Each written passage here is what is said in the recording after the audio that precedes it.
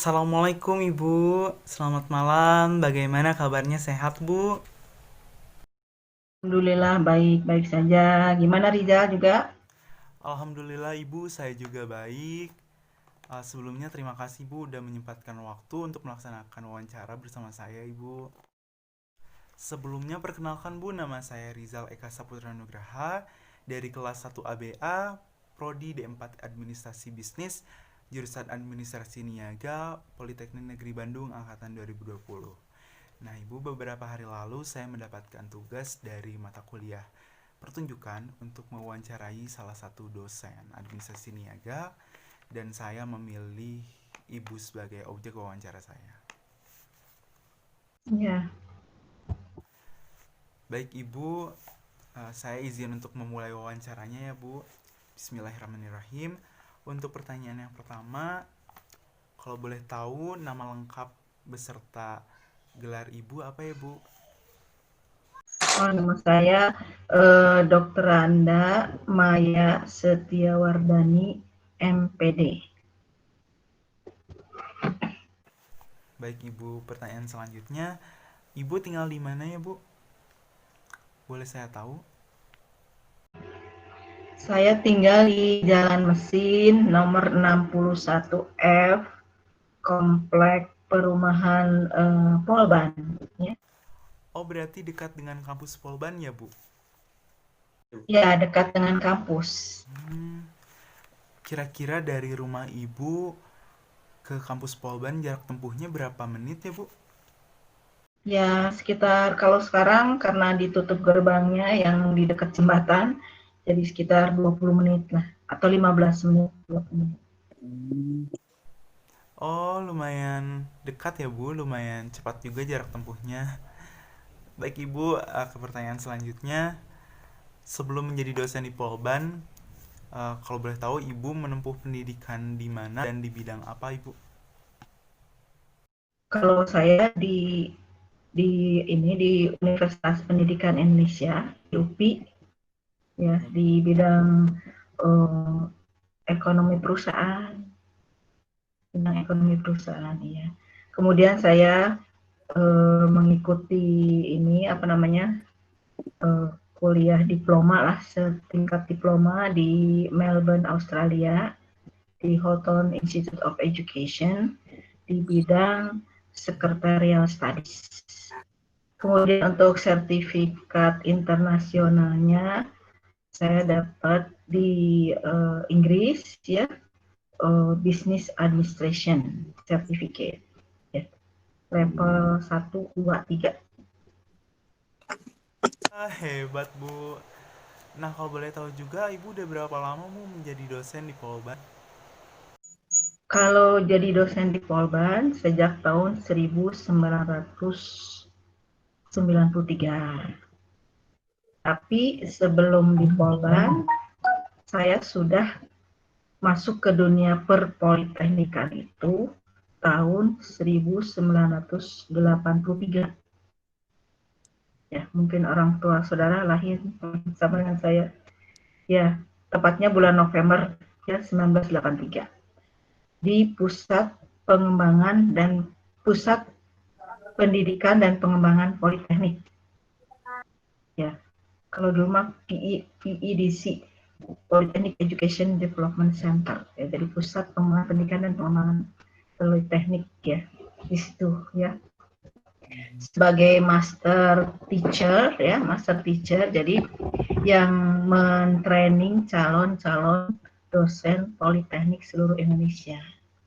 Jadi dosen politeknik yang mau calon-calon dosen politeknik seluruh Indonesia sebelum ngajar mereka harus di training dulu.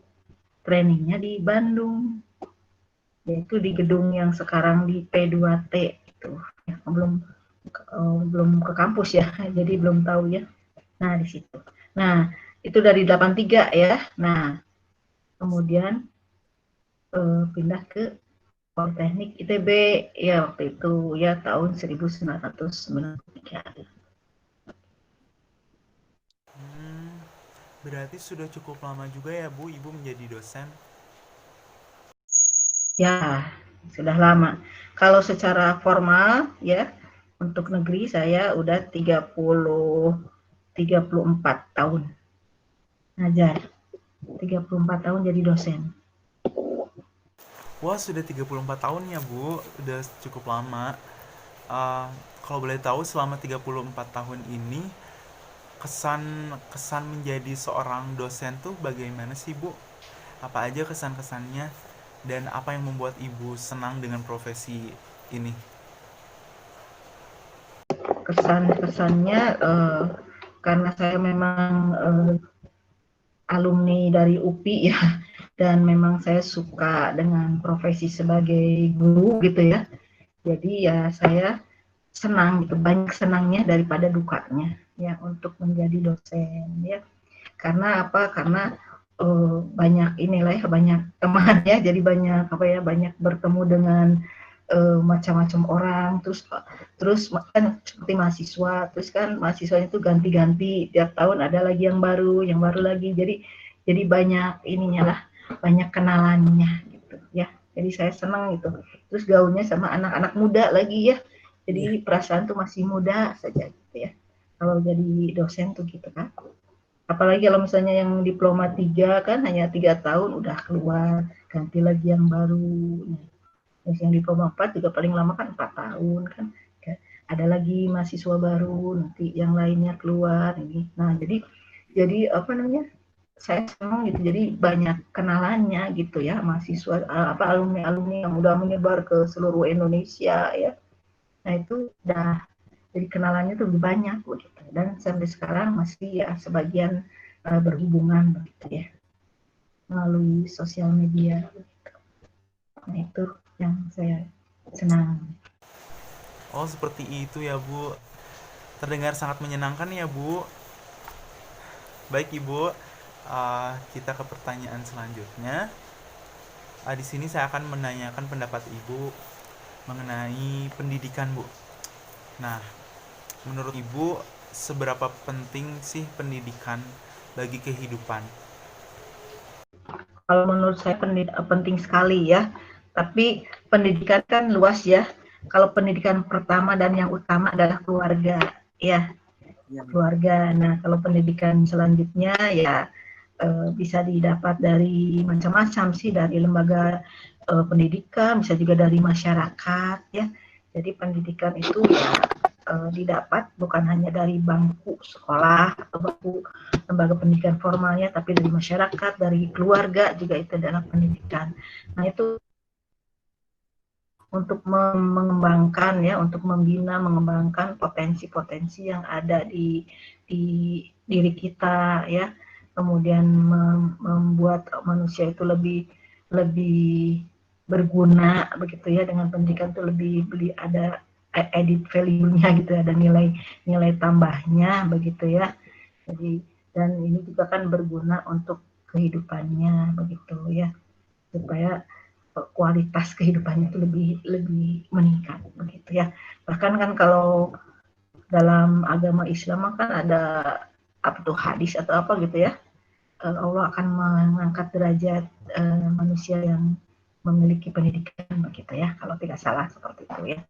Nah itu kalau menurut saya jadi penting sekali. Saya juga dulu itu cita-citanya sebagai guru ya, dulu kan guru ya, guru SMA dulu ya, tapi kok jadi dosen ya. Nah itu saya ya kalaupun misalnya tidak boleh oleh suami bekerja, ya minimal saya bisa mendidik anak-anak saya di rumah begitu. Pendidikan kan penting, jadi saya udah punya ilmu pendidikan, jadi kan bisa diterapkan di rumah juga gitu. Kalaupun saya tidak kerja nantinya begitu. Begitu ya. Kalau menurut saya seperti itu. Ya ya, Bu, pendidikan sangat penting sekali bagi kehidupan kita. Apalagi di zaman sekarang, kita sangat perlu pendidikan. Tapi, Bu, eh, di masa sekarang gitu ya, Bu, di masa pandemi COVID-19 terus meningkat ya, Bu. Kita juga dituntut untuk sekolah di rumah atau sekolah daring, sekolah online. Nah, menurut Ibu, bagaimana sih si sekolah daring ini berjalan? Apakah efektif, apa tidak, Bu?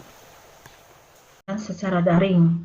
terutama untuk yang pendidikan apa nih, vokasi atau pendidikan secara umum?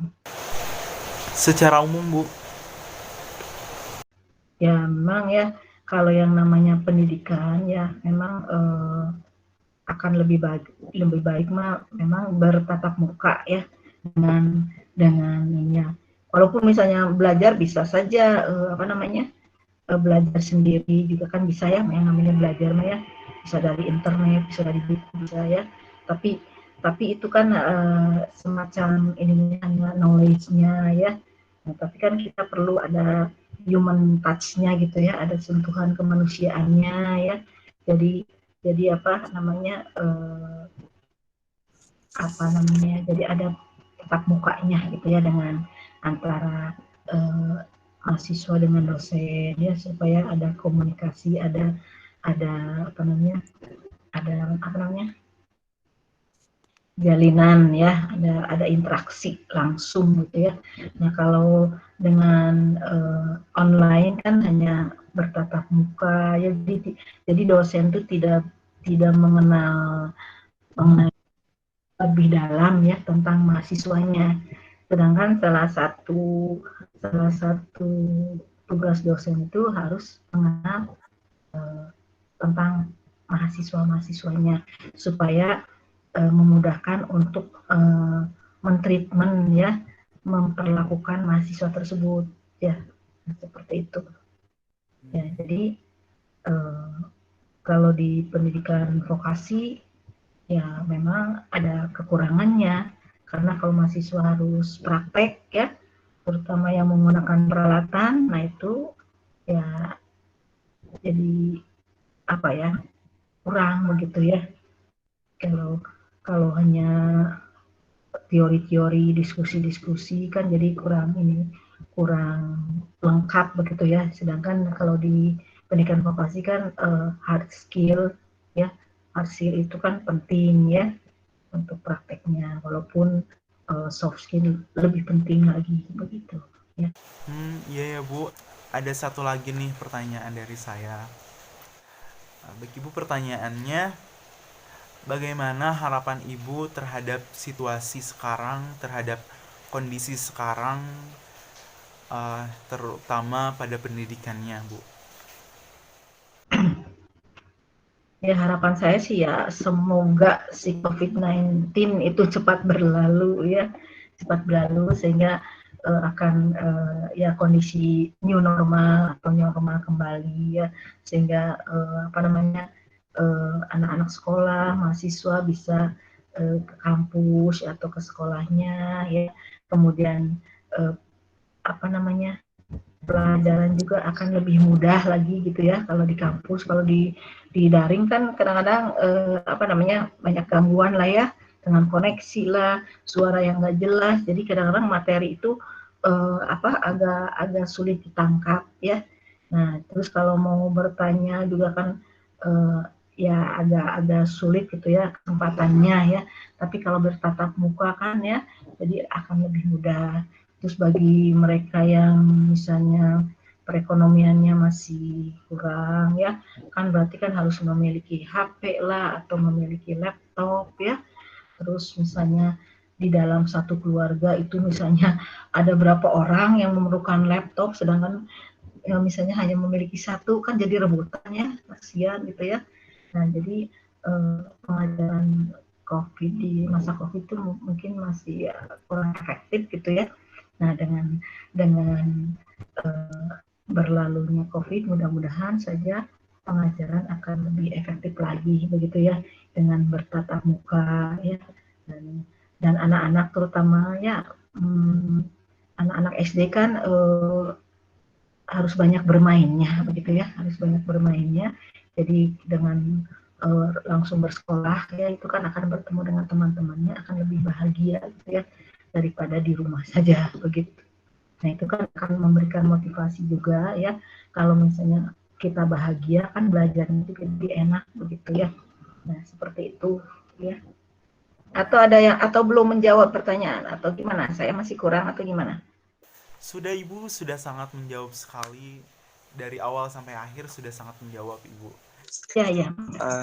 Ibu terima kasih ya telah menyempatkan waktunya untuk melaksanakan wawancara dengan saya, dan terima kasih tentang pengalaman-pengalaman dari jawaban-jawaban Ibu yang sangat sangat memberi pelajaran bagi saya juga.